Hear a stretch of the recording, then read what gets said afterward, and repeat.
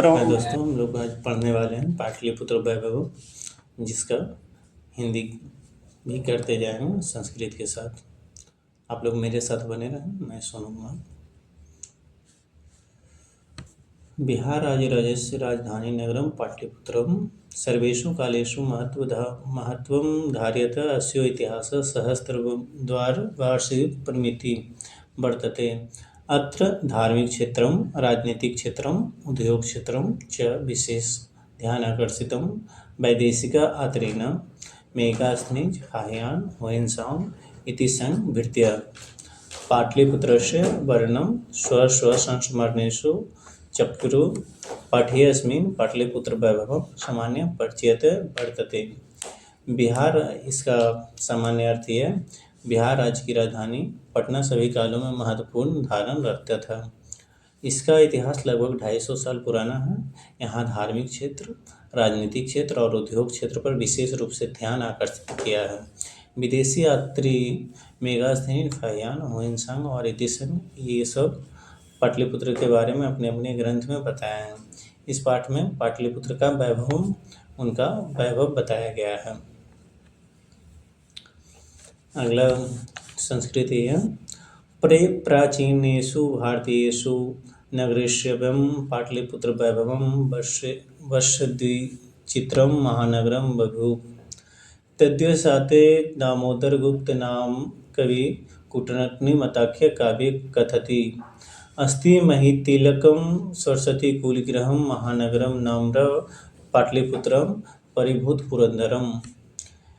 इसका अर्थ यह है, प्राचीन भारतीय नगरों में गंगा नदी के किनारे बसा पटना एक विचित्र महानगर हुए। इनके विषय में दामोदर गुप्त नामक कवि कूटनीतिमताख्य काव्य में कहते हैं कि पृथ्वी का तिलक और विद्वानों की निवास स्थान पाटलिपुत्र नामक महानगर स्वर्ग जैसा परिपूर्ण स्थान है। अगला संस्कृति है हमारे बीच में रहा। इतिहासे श्रूयते यत् गंगास्तीरे बुद्धकाले पाटलिग्रामः स्थितः अस्ति।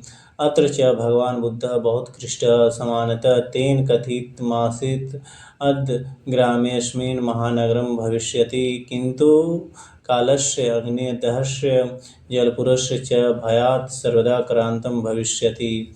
कालान्तरेण पाटलिग्रामः पाटलिपुत्रमिति कथितः।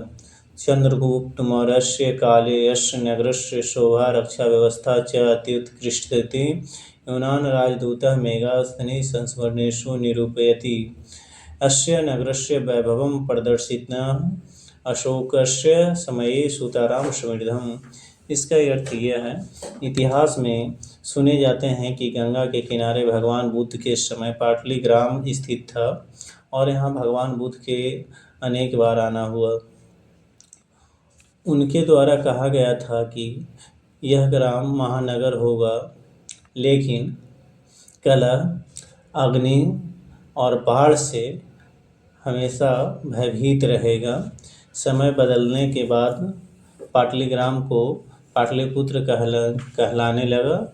चंद्रगुप्त के समय में इस नगर का शोभा और रक्षा व्यवस्था बहुत अच्छी थी। यूनान के राजदूत मेगास्थनीज ने अपने स्मरण ग्रंथ में लिखा था, इस नगर का वैभव और देखने की प्रिय सम्राट अशोक के समय में अधिक समृद्धि था।